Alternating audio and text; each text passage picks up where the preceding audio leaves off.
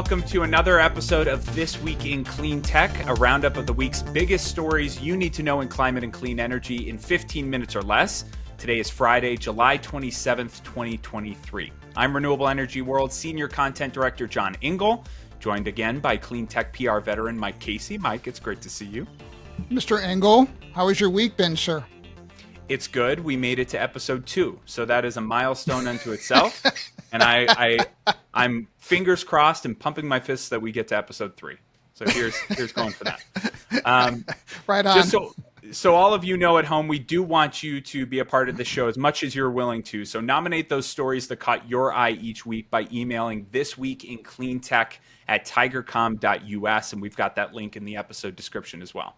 All right, let's get to it. Mike, what's our first story this week? Yeah, sure. So Kaylee LaPera of Bloomberg has a story, solar manufacturing in the U.S. is facing bleak future. And we thought this was a really interesting pickup on a BNEF report that asserts that despite the subsidies, U.S. manufacturers will still have a hard time competing against the combination of Chinese subsidies and global supply chain challenges. John, what did you think was important about this story? Well, I've heard it anecdotally for years that this is just a really hard business to be in. I don't think that anyone else in the value chain looks at manufacturing and goes, oh, I wish I was doing that instead. The margins are incredibly thin, even with the Inflation Reduction Act. So there's a ton of pressure on these manufacturers. And while we've seen so many announcements since last year, since the law has been in place, it'll be interesting to see what actually gets built. You need that cell to be produced in the United States to qualify for domestic bonuses. And we have almost no cell capacity in the United States today. So there needs to be a major ramp in order to get there. And it's a tough business. You know, I'll say this, John. I'm a big admirer of BNEF. I think they're smart, but I also think they're not divinely all-knowing. And I remember I'm actually friends with a guy who helped author one of their really high circulation prediction documents they did about 4 or 5 years ago, in which they firmly declared that offshore wind was, and I'll paraphrase, it was condemned to stay small. It was going to be a science experiment.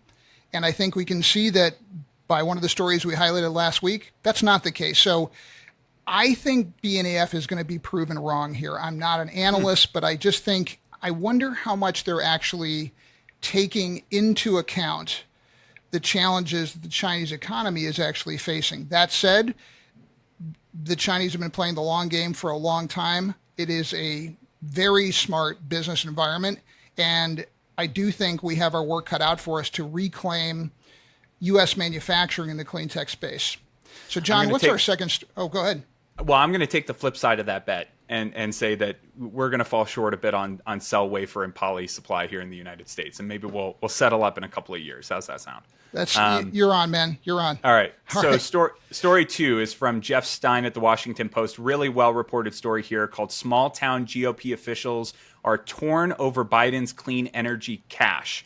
And so the gist of this is that the landmark climate and clean energy bill, the IRA, now a year old, like we mentioned, was passed only with support from Democrats. Now, as we're in the really hard part of the process of implementation, we need local and state Republicans to get behind deploying this cash and allowing these projects to proceed.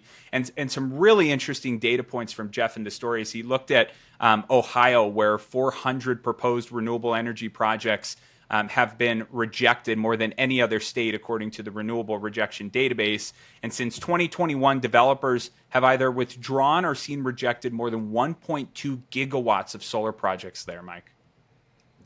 Yeah, this is one of the string of stories that are looking at the difficulty that clean energy is having building in rural, politically conservative communities. And what jumped out at me in this story are the size of the stakes. I think Mr. Stein did a good job really showing that we're looking at roughly a 2/3 haircut off the carbon pollution savings that the IRA made possible. And I do think the Post is unfortunately beginning to buy into Robert Bryce's reclaim of positioning as a journalist. He is not. He's a paid fossil fuel flunky whose only purpose, it seems, is to talk down the clean energy transition. But that aside, there are a lot of projects getting rejected. And I think it's because fundamentally we don't have the conversation with rural conservative voters down very well. And I think that's a big deal, and we got to fix that. John, I don't know what your thoughts were on this.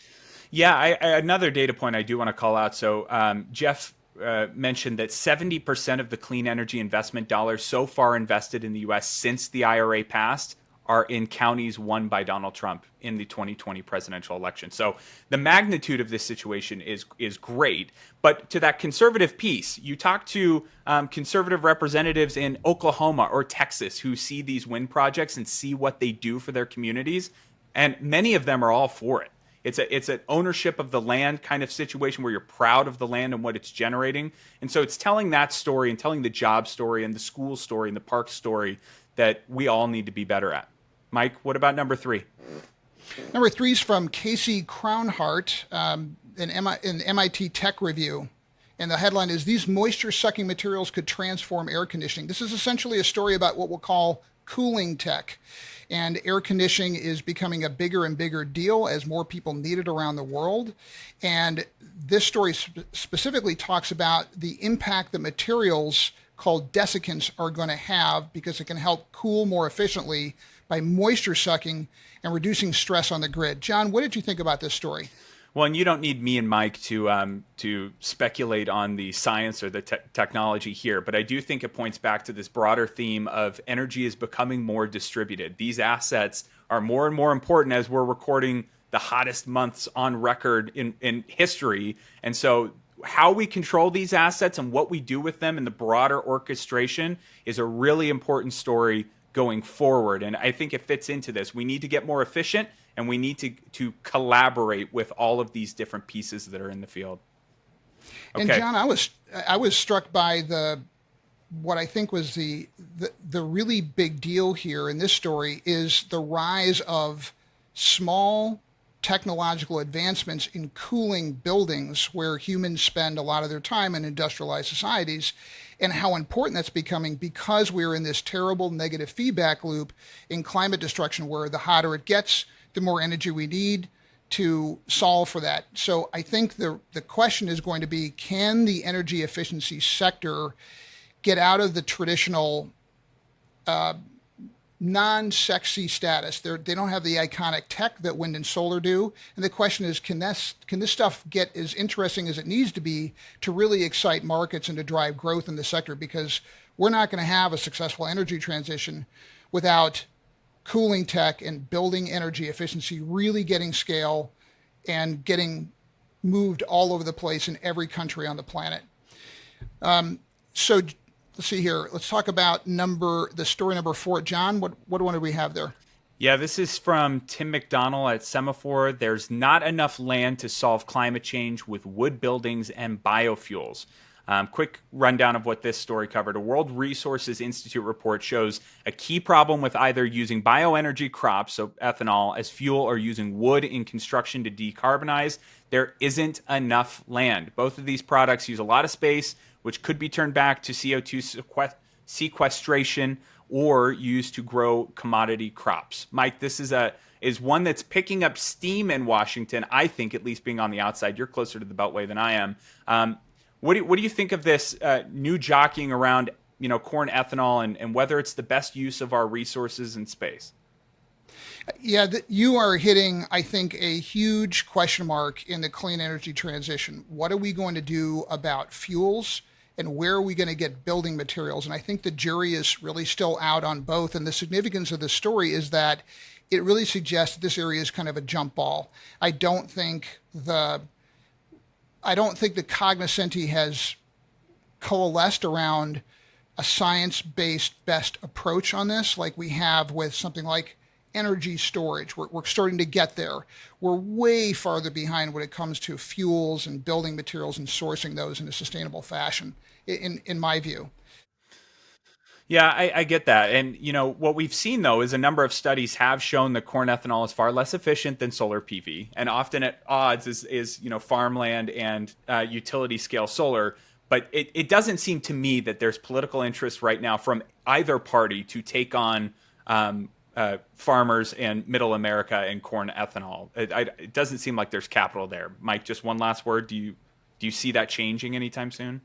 I think it's a jump ball, and I don't think my crystal ball is very good on this one, John. I just got to say. Okay. Our last story this week, Mike, is with Alan Newhouser. He's from Axios. The story is Rivian anchors BrightNight solar plant at former coal mine. And Alan's joining us now. Hey, Alan. Hey there. Alan, this story was so cool. Like, I love solar and clean energy projects being built on top of coal mines for all sorts of reasons. Tell us what attracted you to this story, and what do you think the significance is for the people that listen to this in our sectors? Sure. So this goes to something that we've all heard time to time, right? Talking about electric vehicles, where people will say, okay, you're fueling it with electrons. That's great. But if I'm plugging it into the grid and the grid is being charged by coal or natural gas, how clean is my electric car really? Now, there are all sorts of studies that have looked at that. They've generally seemed to have concluded that it's still clean. Nonetheless, that guilt, that perception is still there. So what Rivian announced with BrightNight this week is that they are investing or agreeing to buy power from a solar plant at this former coal mine in Kentucky to then turn around and offer Rivian buyers essentially guilt-free charging, to say to them, we are ensuring effectively that you're charging your car with green power. Alan, I'm interested by what Rivian is doing more broadly, too, on this locationality piece of saying that we're going to go to the dirtiest grids in the Southeast and put clean energy on the grid, and then really be able to tell you that we're not just dealing in virtual power purchase agreements in Texas or Oklahoma or wherever it's cheapest. Is anyone else doing that in the space? Does Rivian see that as a differentiator on the manufacturer OEM side? So it's been interesting trying to figure out how much other automakers, other manufacturers are doing this. Of course, industrial decarbonization is a hot topic. You're seeing a lot of money flow into that space.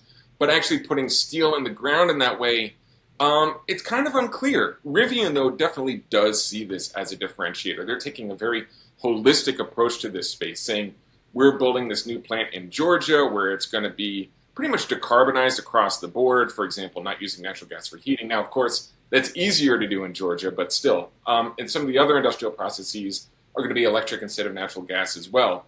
While at the same time offering this renewable charging option to its customers, initially as an add-on, eventually CEO RJ Scaron said to us down the road, it just bundled with the car. So it's doing it both on the manufacturing side, on the customer side, and saying that this is a differentiator when you buy a Rivian. Alan, this sounds like a small board question standing next to the significance, I think, of the story, but do you know by any chance how many renewable energy projects have been built on top of former coal mines? I'm just really intrigued by that. You know, I don't. And that's an interesting stat that after this conversation I'm going to look at. What Rivian pointed to, though, is by doing it at this particular coal mine, you kind of solve a problem where, yes, you want to put solar farms and wind or anything else on land that maybe doesn't have many other great uses. Often, of course, the situation there is it's far from the infrastructure that you need to connect it to the grid or to just make it even remotely economically viable. What was appealing about this location, they said, and this actually came from BrightNight as well, is that there is a substation already there that they could plug into, and it serves 4 markets, electricity markets. So I think we can reasonably expect those kinds of sites that sort of sit at the center of that Venn diagram, where it's a brownfield and existing infrastructure, to see more of this kind of investment. As we wrap up here, Alan, just wanted to ask one more question about community sentiment. Did you get any grasp for the symbolism of a gigantic solar project going into a coal community on a former coal mine in coal country in the Southeast? Like, how is that being received by people in the area? It's a fascinating question. We did not get an opportunity to talk to folks on the ground there, but I know, as you were both just describing earlier in the conversation, that aspect of local sentiment on this project is really, again, to use that word, a differentiator for so much of this. You've got communities that are organized either by grassroots or by AstroTurf organizations to oppose this stuff. Others that look at the jobs, look at the pollution benefits of this, and see opportunity. And I think it's a fascinating question to watch. I mean, look, this Kentucky project, I don't think they're starting construction until 2025. So there will be plenty to watch as they move ahead in that process. Well, Alan, it is time up on us, but we have loved having you on the show. And that's a wrap on episode 2. John, I'll offer you closing words, but this has been a super roundup and a lot of fun. Yeah, absolutely. Special thanks to Alan for joining us, and please make sure you subscribe, give us some feedback, and share those story suggestions. And check out Monday's episode of the Fact of This podcast right here in this feed, featuring Pineapple Energy CEO Kyle Udseth on scaling a different kind of national residential solar company. I think you'll like that one. Mike, great to see you. Alan, thanks for having you, and we'll see you all next time. See you next week, my friend. Take care.